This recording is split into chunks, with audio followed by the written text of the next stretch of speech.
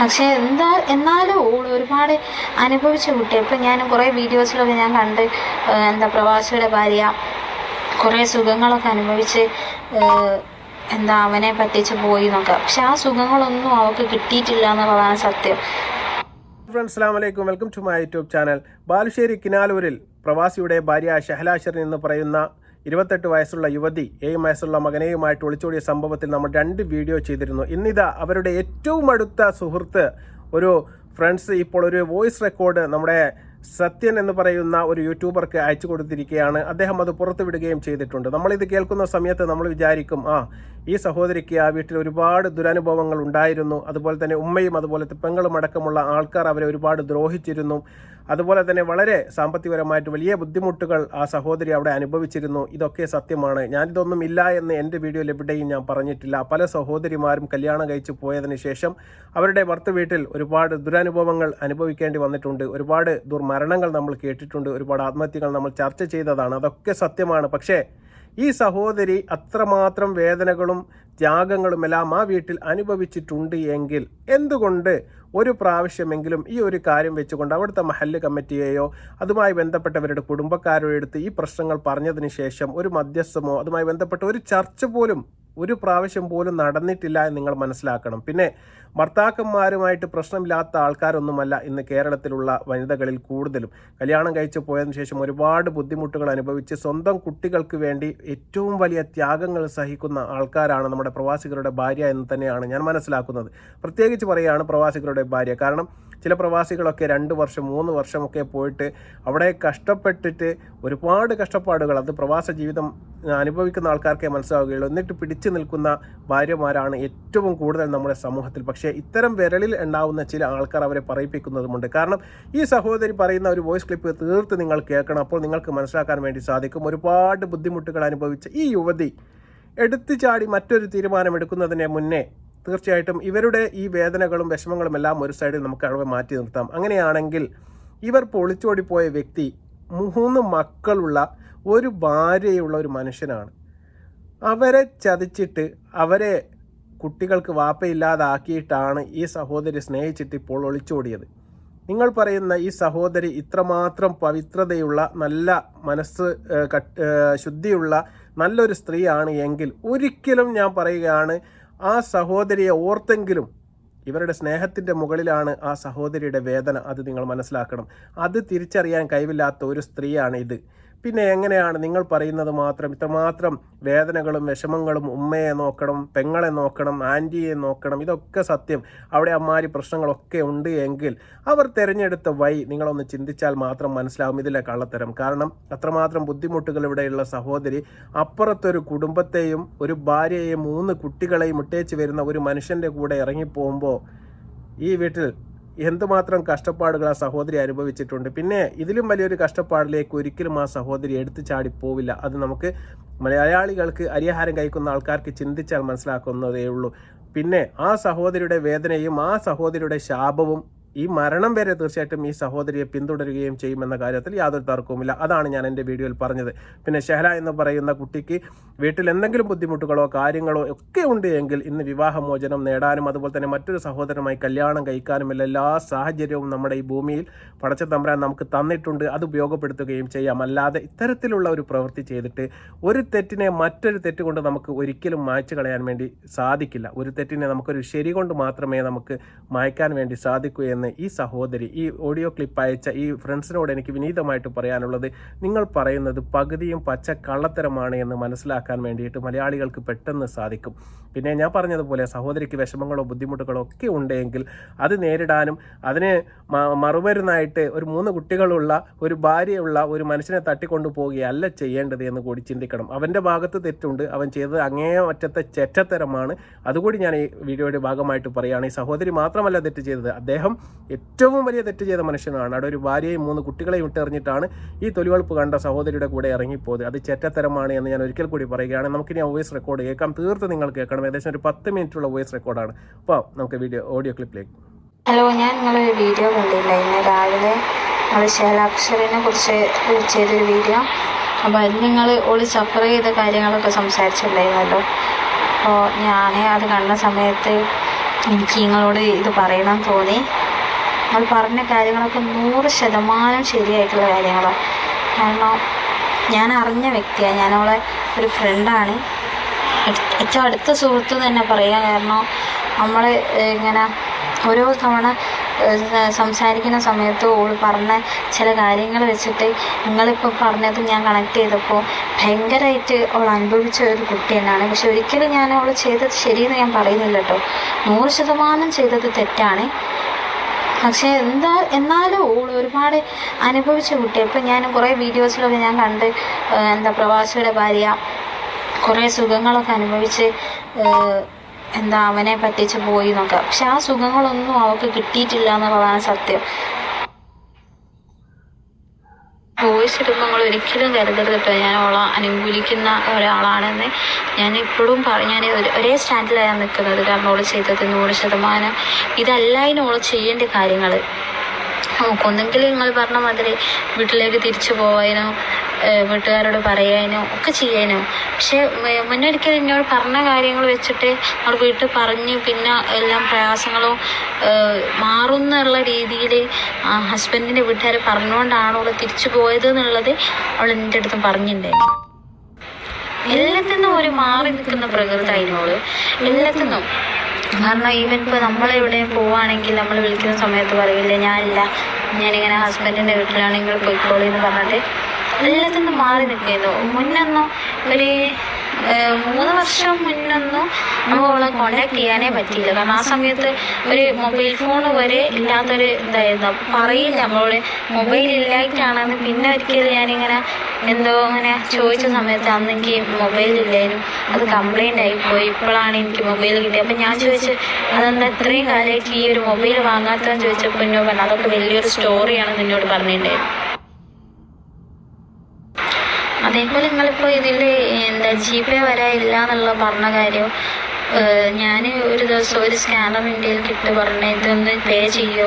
അപ്പോൾ ഞാൻ ചോദിച്ചു എന്താ എനിക്ക് ഞാൻ എൻ്റെ ഇടാം. അപ്പോൾ എല്ലാവരുടെ കയ്യിൽ എപ്പോഴും ബാലൻസ് ഉണ്ടാവണമെന്നില്ലല്ലോ.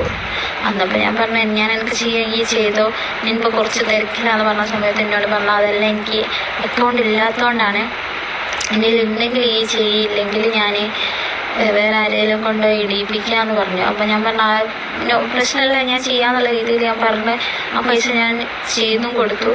അപ്പോൾ ഞാൻ ചോദിച്ചു അതെന്താ എനിക്ക് GPay ഇല്ല എന്നുള്ളത് ചോദിച്ച സമയത്ത് പറഞ്ഞില്ല, അത് ഞാനിതുവരെ അത് എടുത്തിട്ടില്ല എന്ന് പറഞ്ഞു. അപ്പോൾ ഞാൻ ഓർത്തു ചിലർക്കൊന്നും താല്പര്യം ഉണ്ടാവില്ല എന്നുള്ള രീതിയിൽ ഞാൻ പിന്നെ അതിനെക്കുറിച്ചൊന്നും ചോദിച്ചില്ല.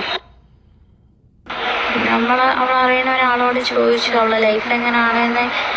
ഒരു കല്യാണ വീട്ടിൽ കണ്ട സമയത്ത് ഞാൻ ചോദിച്ച സമയത്ത് എല്ലാവരും പറഞ്ഞു പാവം കുട്ടിയാണ്, നല്ലൊരു കുടുംബിനിയാന്നുള്ള രീതിയിൽ എന്നോട് പറഞ്ഞിട്ടുണ്ടായിരുന്നു.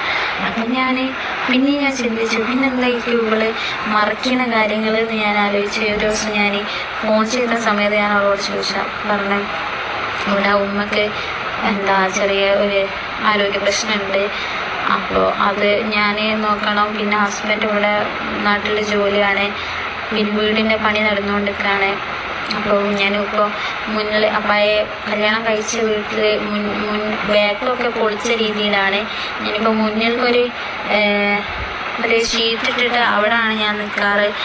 അപ്പോൾ അങ്ങനെ കുറേ കാര്യങ്ങൾ എന്നോട് ഷെയർ ചെയ്തിട്ടുണ്ടായിരുന്നു. ഞാൻ നിങ്ങൾക്ക് അവളെ വോയിസ് എൻ്റെ കയ്യിൽ ഇല്ലാണ്ടായിപ്പോയി, ഞാൻ നിങ്ങൾക്ക് അയച്ചു തരാൻ വേണ്ടിയിട്ട്. അപ്പം ഞാൻ നോക്കി നിങ്ങൾക്ക് ഇപ്പോൾ ഒരു പ്രൂഫാക്കിയിട്ട് നിങ്ങളിപ്പോൾ എത്രത്തോളം വിശ്വസിക്കുന്ന എനിക്കറിയില്ല. പക്ഷേ എങ്കിൽ ഒരു പ്രൂഫാക്കിയിട്ട് ഞാൻ എൻ്റെ ഫോൺ മാറിയ സമയത്ത് ആ വോയിസ് ക്ലിപ്പൊക്കെ എൻ്റെ കയ്യിൽ നിന്ന് നഷ്ടപ്പെട്ടിട്ടുണ്ട്.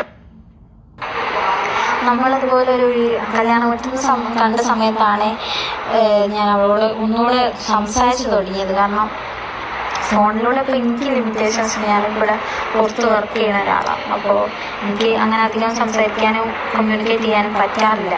എന്നാലും ഞാൻ വിളിക്കുന്ന സമയത്തൊക്കെ ഭയങ്കര സൗണ്ട് കുറച്ചിട്ടാണ് വോയിസ് ഇടുക. ഞാൻ ചോദിച്ചിട്ടുണ്ടായി എന്താ ഇങ്ങനെ വോയിസ് ഇടുന്നത്. അപ്പോൾ എന്നോട് പറഞ്ഞേ സിസ്റ്ററിലോ ഇവിടെ ഉണ്ട്, അതുകൊണ്ടാണ് ഞാൻ അങ്ങനെ. സിസ്റ്ററിലോ പിന്നെ അതേപോലെ മദറിലോ ഒക്കെ അടുത്തുണ്ട്, അതുകൊണ്ടാണ് ഞാനിങ്ങനെ സൗണ്ട് കുറച്ച് സംസാരിക്കുന്നത്. എനിക്ക് മനസ്സിലാവൂലേ എന്നുള്ള വോയിസ് ക്ലിയർ ആവൂലേ എന്നുള്ള രീതിയിൽ എന്നോട് ചോദിച്ചു, കേൾക്കുന്നില്ലേ എന്നുള്ള രീതിയിൽ. അപ്പോൾ എന്നോട് പറഞ്ഞാൽ അതിപ്പോൾ എനിക്ക് ശീലമാണ്. ചിലപ്പോൾ ഞാനിവിടെ സംസാരിക്കുന്ന സമയത്ത് ചിലപ്പോൾ സിസ്റ്ററിലോ അടുത്തുണ്ടാവും, അപ്പോൾ അവള് ഇത് ശ്രദ്ധിക്കുന്നുണ്ടാവും എന്ന് എനിക്ക് ടൈപ്പ് ചെയ്ത് പറഞ്ഞു. ഞാൻ ചോദിച്ചു സിസ്റ്ററിലോ ഭയങ്കര സ്ട്രിക്റ്റ് ആണോ ചോദിച്ചു. അപ്പോൾ പറഞ്ഞാൽ കുറച്ച് സ്ട്രിക്റ്റ് ആണ്, കാരണം ഞാൻ ഇപ്പോൾ അവളുടെ വീട്ടിലാന്ന് പറഞ്ഞു. സിസ്റ്ററിലോൻ്റെ വീട്ടിലാണ്, അതുകൊണ്ടാണ് ഞാൻ ഒന്നുകൂടെ സൗണ്ട് കുറച്ചത്. കാരണം അവൾ മേ ബി ശ്രദ്ധിക്കുകയാണെങ്കിൽ മോശമല്ലേ എന്നുള്ള രീതിയിൽ ഇവൾ എന്നോട് പറഞ്ഞിട്ടുണ്ടായിരുന്നു. ഞാൻ ചോദിച്ചു ഇവിടെ എങ്ങനെ ഇവിടെ താമസിക്കാൻ പോയതാണോ? അങ്ങനെ അല്ല, അത് ഞാൻ ഇടയ്ക്കിടയ്ക്ക് ഇങ്ങോട്ട് വരാറുണ്ട്. ഇവിടെ കുറച്ച് പണിയൊക്കെ ഉണ്ടാകുമ്പോൾ ഒളിഞ്ഞ് വിളിക്കും, അപ്പോൾ ഞാൻ ആ പണികളൊക്കെ ചെയ്യും. ആ ചെയ്ത് വന്നപ്പോൾ ഞാൻ ചോദിച്ചു അപ്പോൾ എനിക്ക് എൻ്റെ വീട്ടിൽ പണിയില്ലേ എന്നുള്ള രീതിയിൽ ചോദിച്ചപ്പോൾ പറഞ്ഞു അത് ഞാൻ ചെയ്ത് വെച്ച് മോനെ അവളുടെ മകനുണ്ടല്ലോ, മോനെ സ്കൂളിൽ നിന്ന് കൂട്ടി ഞാൻ ഇങ്ങോട്ട് വരും അല്ലെങ്കിൽ. അപ്പോൾ ഞാൻ ചോദിച്ചു അപ്പോൾ ഹസ്ബൻഡ് ഒന്നും പറയില്ല എന്നുള്ളത് ഞാൻ ചോദിച്ചപ്പോൾ പറഞ്ഞു ഇല്ല, അതിപ്പോൾ നമ്മൾ ആട്ടും ഇങ്ങോട്ടും ചെയ്ത് കൊടുക്കുന്നതിനൊക്കെ അതിനൊന്നും ഇപ്പം എന്ത് പറയാനാന്നുള്ള രീതിയിൽ എന്നോട് ചോദിച്ചു. അപ്പോൾ മകൻ്റെ വോയിസ് ഞാൻ കേട്ടു. ഉമ്മ ആൻ്റൊക്കെ എപ്പോഴും ആൻറ്റിയാന്ന് തോന്നുന്നു, ആൻറ്റിക്ക് എപ്പോഴും ഇവിടുന്ന് പണിയെടുത്ത് കൊടുക്കും, ആൻറ്റി എപ്പോഴും ഉമ്മനെ കൊണ്ട് പണിയെടുപ്പിക്കുന്നുള്ള മോനെ അപ്പുറത്തെ സൈഡിൽ നിന്ന് വോയിസ് ഇടുന്ന സമയത്ത് പറയുന്നത് ഞാൻ കേട്ടു. അപ്പോൾ നമ്മളൊരു ഫണ്ണായിട്ട് ചോദിച്ചു അതെന്തിനാ ഇനി അവർക്ക് പോയി പണിയെടുത്ത് കൊടുക്കുന്നത്? അവള് വേറെ വീട്ടിൽ കല്യാണം കഴിച്ചു കൊടുത്തല്ലേ, പിന്നെ നീ അവിടെ പോയിട്ട് അവൾക്ക് പണിയെടുത്ത് കൊടുക്കേണ്ട ആവശ്യമുണ്ടോ? അപ്പം പറഞ്ഞാൽ അതൊന്നും നമ്മളൊന്നും പ്രതികരിച്ചില്ല, അത് മിണ്ടാതെ കേട്ട് നിൽക്കുകയുള്ളൂ. പിന്നെ ഒരു ദിവസം കുറേ ഗ്യാപ്പിന് ശേഷം ഞാൻ ഒരു ദിവസം എന്തോ ഒരു സ്റ്റാറ്റസ് ഉണ്ടപ്പോൾ ഞാൻ അതിന് റിപ്ലൈ ആയിട്ട് ചോദിച്ചു എവിടെയാണെന്നൊക്കെ ചോദിച്ച സമയത്ത് പറഞ്ഞാൽ ഞാൻ എൻ്റെ വീട്ടിലുണ്ട്. ഞാൻ ചോദിച്ചു എന്താ വീട്ടിൽ വന്നത്? അപ്പം പറഞ്ഞു ഞാൻ ചെറിയൊരു ഇഷ്യൂ ഉണ്ടായിരുന്നു, ഹസ്ബൻഡിൻ്റെ സിസ്റ്ററുമായിട്ട് ഇങ്ങനെ പ്രശ്നം ഉണ്ടായിരുന്നു, അപ്പോൾ ഞാനിനി തിരിച്ച് പോകുന്നില്ല എന്ന് വിചാരിച്ച് വന്നതാണ്. അപ്പോൾ ഇപ്പോൾ ഹസ്ബൻഡ് വന്ന് ഞാനിപ്പോൾ അങ്ങോട്ട് പോകാൻ നിൽക്കുകയാണെന്നുള്ള രീതിയിലൊക്കെ എന്നോട് പറഞ്ഞു. അപ്പോൾ നിങ്ങൾ പറഞ്ഞ കാര്യവും ഞാൻ ശ്രദ്ധിച്ചു, കാരണം തിരിച്ച് വീട്ടുകാർ പറഞ്ഞയച്ചതല്ല, പക്ഷെ മറിച്ച് ഹസ്ബൻഡ് ഇനി എൻ്റെ ഭാഗത്തുനിന്ന് ഒന്നും ഉണ്ടാവില്ല, ഇനി അങ്ങനെ ഒന്നും ഉണ്ടാവില്ല എന്നുള്ള ഉറപ്പ് നൽകിയതിൻ്റെ പേരിലാണ് അവൾ തിരിച്ച് അവളുടെ വീട്ടിൽ നിന്ന് ഹസ്ബൻഡിൻ്റെ വീട്ടിലേക്ക് പോയത്. ഒരു കാര്യത്തിന് നമ്മൾ എന്തൊരു കാര്യം പറയുകയാണെങ്കിലും ഒന്നിനും അവൾ ഇറങ്ങില്ല. കാരണം മേബി ചിലപ്പോൾ ഫിനാൻഷ്യൽ ഇഷ്യൂ അതിപ്പോൾ എല്ലാവർക്കും വരുന്ന കാര്യമാണ്. എല്ലാവരുടെ ലൈഫിലും നേരിടാൻ പോകുന്ന പ്രശ്നങ്ങളാണ്. എപ്പോഴും ഇപ്പോൾ ഒരേ പോണ പൈസയും കാര്യങ്ങളും ഉണ്ടാവണമെന്നില്ലല്ലോ. അതൊക്കെ സഫർ ചെയ്ത് അപ്പോൾ എന്നോട് പറഞ്ഞ വീട് പണിയാണ്, അപ്പോൾ ഇങ്ങനെ ഒരുപാട് പ്രയാസങ്ങളുണ്ട് ഹസ്ബൻഡിന്. അപ്പോൾ ഒന്ന് ഗൾഫിൽ പോകണോ, ഗൾഫിൽ പോയാലേ എന്തെല്ലാം സെറ്റാവും എന്നുള്ള രീതിയിൽ എന്നോട് സംസാരിച്ചു. അപ്പം ഞാൻ പറഞ്ഞു എന്നാൽ എന്തെങ്കിലും നോക്കിക്കൂടെ എന്ന് പറഞ്ഞപ്പോൾ ഹസ്ബൻഡിന് താല്പര്യമില്ല പോകാൻ. അപ്പം പിന്നെ ഞാനെങ്ങനെ പറഞ്ഞയക്കാമെന്ന് ചോദിച്ചു. ഞാൻ പറഞ്ഞു നിങ്ങളെ പ്രശ്നങ്ങൾ മാറാനല്ലേ എനിക്ക് ആ ഷെഡിൽ ഞാൻ പറഞ്ഞില്ലേ ആ ഷെഡിൽ നിന്ന് മാറി താമസിക്കേണ്ടതെന്ന് ചോദിച്ചപ്പോൾ പറഞ്ഞു അതെ, പക്ഷെ അത് ഞാൻ മാത്രം വിചാരിച്ചാൽ നടക്കുന്ന കാര്യമില്ലല്ലോ. അപ്പോൾ ഹസ്ബൻഡ് പോവുകയാണെങ്കിൽ തന്നെ ഈ വീടിന് ഇപ്പോൾ നിൽക്കുന്ന ഷെഡിന് ഒരു അടിച്ചുറപ്പില്ല, അപ്പം എന്തെങ്കിലും ആക്കി ആ വീട്ടിൽ ഒരു റൂമെങ്കിലും വൃത്തിയാക്കിയിട്ട് അതിലേക്ക് മാറാൻ ശ്രമിക്കണം, അങ്ങനെ പോകാൻ പ്ലാൻ ഉണ്ടെങ്കിൽ എന്നുള്ള. അപ്പോൾ പിന്നെ ഞാനിങ്ങനെ ഓരോ കാര്യങ്ങൾ സംസാരിക്കുമ്പോൾ എപ്പോഴും ഒരു സങ്കടം നയിച്ച രീതിയിലുള്ള സംസാരങ്ങളായിരിക്കും. എപ്പോഴും എന്തിനൊക്കെ ആഗ്രഹിച്ച് എവിടെ എത്താൻ പറ്റാത്ത. പക്ഷെ ഒരിക്കലും ഒരു ഹസ്ബൻഡിൻ്റെ കുറ്റം അവൾ പറഞ്ഞിട്ട് ഞാൻ കേട്ടില്ല കേട്ടോ. അല്ലെ ഹസ്ബൻഡ് ചെയ്തു. ഹസ്ബൻഡ് മൊത്തത്തിലൊരു സൈലൻറ്റ് പേഴ്സൺ ആയിട്ട് എനിക്ക് തോന്നി.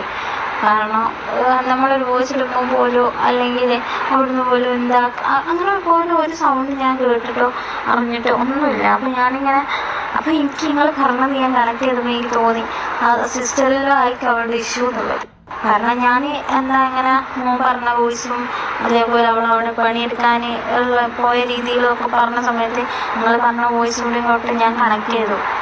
അത് ശരിയാവാന്നല്ല ശരിയാണ്. പിന്നെ അതുപോലെ എന്നോട് ഞങ്ങൾ രണ്ടുപേരെയും കോമണായിട്ട് അറിയുന്ന ഒരാൾ എന്നോട് പറഞ്ഞു ഈ ശേല ഒന്നിൽ വരില്ല. അപ്പോൾ ഒരു കുറ്റപ്പെടുത്തുന്ന രീതിയിൽ ഒന്നും വരില്ല, പഴയ പോലെ അല്ല, എല്ലാത്തിനും മാറി നിൽക്കും, മേ ബി പിശുക്ക് കൊണ്ടാവാം എന്നൊക്കെ ഉള്ള രീതിയിൽ പറഞ്ഞു. ഞാൻ പറഞ്ഞു അതൊരിക്കലും അങ്ങനെയല്ല, ഓരോരുത്തരുടെ ലൈഫിൻ്റെ സിറ്റുവേഷൻ ഓർക്ക് അറിയുമ്പോൾ നമ്മൾ പുറത്തുനിന്ന് കാണുന്നവർക്ക് അറിയില്ലല്ലോ. അങ്ങനെ പറഞ്ഞു. നമ്മൾ എന്തെങ്കിലും ഇഷ്യൂ ഉണ്ടോ എന്ന് ചോദിച്ചപ്പോൾ ഞാൻ അവളുടെ ലൈഫ് ഞാനായിട്ട് ഞാൻ പറയാൻ ആഗ്രഹിക്കാത്തതുകൊണ്ട് ഞാൻ പറഞ്ഞു അതൊക്കെ എന്തെങ്കിലും ഓരോ ജീവിതം ഓരോ രീതിയിലല്ലേ, എന്തെങ്കിലും പ്രശ്നം ഉണ്ടെങ്കിൽ അത് നമ്മൾ അറിയുന്നില്ലല്ലോ എന്നുള്ള രീതിയിൽ ഞാൻ പറഞ്ഞു. അപ്പോൾ ഈ ഫ്രണ്ട് അതിനെക്കുറിച്ച് അന്വേഷിച്ചു എന്താണ് ശൈലൻ്റെ ലൈഫ് എന്നുള്ളത്.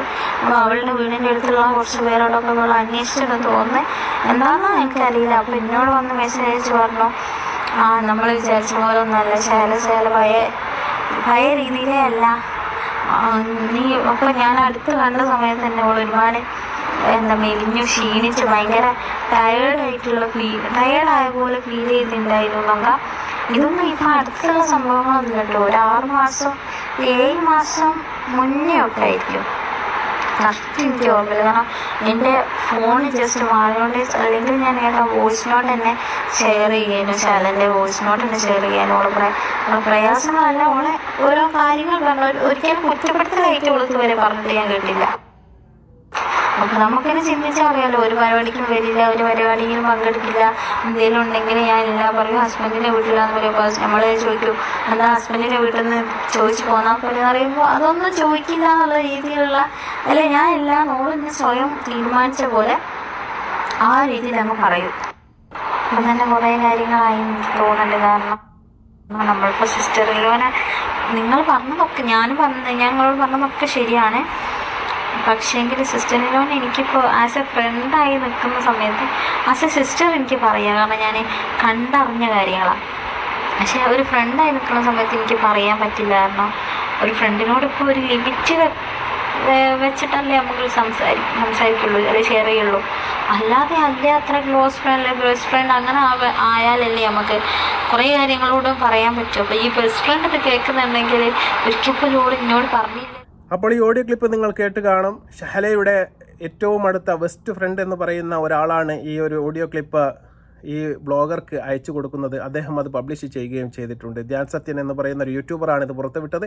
അദ്ദേഹത്തിൻ്റെ ഫോട്ടോയും ഞാൻ സൈഡിൽ കൊടുക്കുന്നുണ്ട്. പക്ഷേ ഞാൻ കേട്ടത്തോളം ഞാൻ പറയുകയാണ്, ഈ കാര്യങ്ങളൊന്നും നമുക്ക് യാഥാർത്ഥ്യവുമായിട്ട് ഒരു പുലബന്ധം പോലും നമുക്ക് പറയാൻ വേണ്ടി സാധിക്കില്ല. അവർക്ക് ഒരുപാട് ബുദ്ധിമുട്ടുകൾ അവർ അനുഭവിച്ചിട്ടുണ്ടാവാം. 8 വർഷം ദാമ്പത്യ ജീവിതത്തിൽ ഒരു കുട്ടി അവർക്കുണ്ട്. ആ കുട്ടിക്ക് 7 വയസ്സുണ്ട്.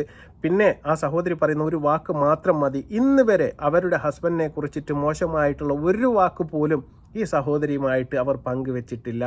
വീട്ടിലെ പെങ്ങന്മാരുടെ പ്രശ്നങ്ങളും അതുപോലത്തെ ഉമ്മമാരുടെ പ്രശ്നങ്ങളും മാത്രമാണ് പറഞ്ഞത്.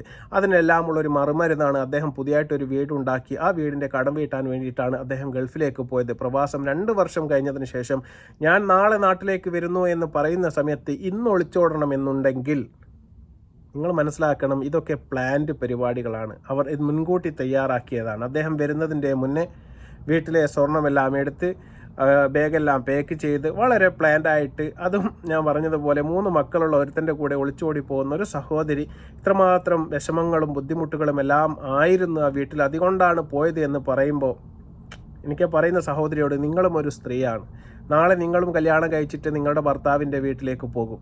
നിങ്ങൾക്കാണ് ഈ ഒരു ദുരനുഭവം ഉണ്ടാകുന്നതെങ്കിൽ നിങ്ങൾ ഇത്തരത്തിൽപ്പെട്ട ഒരു ചേല് ചെയ്യുമോ എന്നുമുള്ള ഒരൊറ്റ ചോദ്യം മാത്രമേ എനിക്ക് നിങ്ങളോട് ചോദിക്കാനുള്ളൂ. ഈ വീഡിയോ കണ്ടതിന് ശേഷം ഞാൻ പറയുന്നതിൽ എന്തെങ്കിലും മോശമായിട്ട് നിങ്ങൾക്ക് തോന്നുന്നുണ്ടെങ്കിൽ തീർച്ചയായിട്ടും നിങ്ങളത് കമൻറ്റായി രേഖപ്പെടുത്തുക. ഞാൻ പറയുന്ന ഒരിക്കലും 100% ഞാൻ എപ്പോഴും പറയുകയാണ്, ഈ ഷഹല എന്ന് പറയുന്ന സഹോദരി ചെയ്തത് അങ്ങേ അറ്റത്തെ ഏറ്റവും വലിയ ഒരു തെറ്റാണ്. ഒരു തെറ്റിന് 10 തെറ്റ് കൊണ്ടാണ് ഷഹല നേരിട്ടത് എന്ന് നിങ്ങൾ ആലോചിക്കണം. ഞാൻ പറയുന്നത് പോലെ ആ സഹോദരി അവിടെ കണ്ണുനീർ വാർത്തുകൊണ്ട് 3 മക്കളെയും മടിയിലിരുത്തി ഉപ്പയെ കാണാതെ കാത്തിരിക്കുന്ന ഒരു ഉമ്മ ആ വീട്ടിലുമുണ്ട്. അതാണ് നിങ്ങൾ ചിന്തിക്കേണ്ടത്. ആ ഉമ്മയുടെ കണ്ണുനീരിൻ്റെ വില ഈ ഷഹലയുടെ കണ്ണുനീരിനെക്കാട്ടിലും വിലയുണ്ടാവും. കാരണം ഇവിടെ ഒരു മകനാണെങ്കിൽ അവിടെ 3 മക്കളാണ്.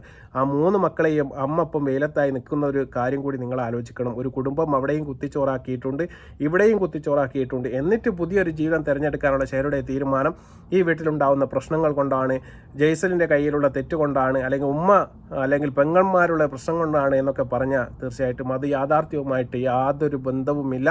തീർച്ചയായിട്ടും അത് നമുക്ക് ചിന്തിക്കാൻ പോലും പറ്റില്ല. ഇനി ഉണ്ട് എങ്കിൽ തന്നെ തീർച്ചയായിട്ടും അവർക്കത് പരിഹരിക്കാൻ ഇവിടെ നിയമ സംവിധാനമുണ്ട്, പോലീസ് സ്റ്റേഷനുണ്ട്. അതുമായി ബന്ധപ്പെട്ട് എന്ത് തീരുമാനങ്ങളും ഇന്ന് നിങ്ങൾക്കറിയാവുന്നതാണ്, സ്ത്രീകളുടെ കൂടെയാണ് നിയമം. എവിടെ പോയി കഴിഞ്ഞാലും സ്ത്രീകൾക്ക് അനുകൂലമായിട്ടാണ് കോടതികൾ വിധികൾ വരുന്നത്.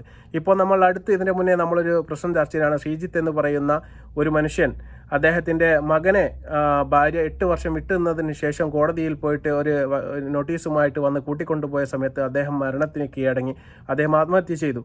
അത്തരത്തിൽപ്പെട്ട വിധികളൊക്കെ ഉണ്ടാകുന്ന ഈ ഒരു നാട്ടിൽ തീർച്ചയായിട്ടും ഇത്തരം പ്രശ്നങ്ങളൊക്കെ ഉണ്ടാകുന്ന സമയത്ത് ഇന്നത്തെ കാലത്ത് വിദ്യാഭ്യാസമുള്ള സഹോദരിമാർ തീർച്ചയായിട്ടും ഒരു പോലീസ് സ്റ്റേഷനിൽ പോയിട്ട് ഒരു വെള്ളക്കടലാസിൽ എഴുതി കൊടുത്തു കഴിഞ്ഞാൽ തീർച്ചയായിട്ടും അതിന് നിയമപരമായിട്ടുള്ള നടപടികൾ ഇന്ന് പെട്ടെന്ന് കിട്ടുകയും ചെയ്യും. അതും ചെയ്തില്ല. ഇനി അതിൻ്റെ പുറത്ത് പള്ളി കമ്മിറ്റിയിൽ പോയിട്ട് നിങ്ങൾക്ക് പറഞ്ഞു കഴിഞ്ഞാൽ അവിടെ നിന്നും തീർച്ചയായിട്ടും നിങ്ങൾക്ക് അതിനുള്ള മറുപടിയും അതുപോലെ തന്നെ അവരെ വിളിച്ചിട്ട് കാര്യങ്ങൾ അന്വേഷിക്കുകയും ചെയ്യും. അതും നിങ്ങൾ ചെയ്തില്ല. നിങ്ങൾ ചെയ്തതാണ് ശരിയെങ്കിൽ തീർച്ചയായിട്ടും ഈ ലോകത്തെ ഏറ്റവും വലിയ വിഡ്ഢി എന്ന് പറയുന്നത് ഞാൻ പറയുന്ന പോലെ ഈ വീഡിയോ ഒക്കെ കേൾക്കുന്ന ആൾക്കാരാണ്. നിങ്ങൾ ചെയ്തതിനെ 100% തെറ്റ് എന്നല്ലാതെ ആരെങ്കിലും അംഗീകരിക്കുമെന്ന് എനിക്ക് തോന്നുന്നില്ല. നിങ്ങൾ ഇതുമാത്രം പറയുകയാണെങ്കിൽ എന്തുമാത്രം തെറ്റും എന്തുമാത്രം വിഷമങ്ങളും എന്തുമാത്രം ബുദ്ധിമുട്ടുകളും നിങ്ങൾ അനുഭവിച്ചിട്ടുണ്ട് എങ്കിലും നിങ്ങൾ ഇപ്പോൾ ചെയ്തത് അങ്ങേയറ്റത്തെ ഒരു മനുഷ്യനും നിങ്ങളുടെ മകൻ വരെ 7 വയസ്സുള്ള മകൻ പ്രായപൂർത്തിയായ നിങ്ങളോട് ചോദിക്കും.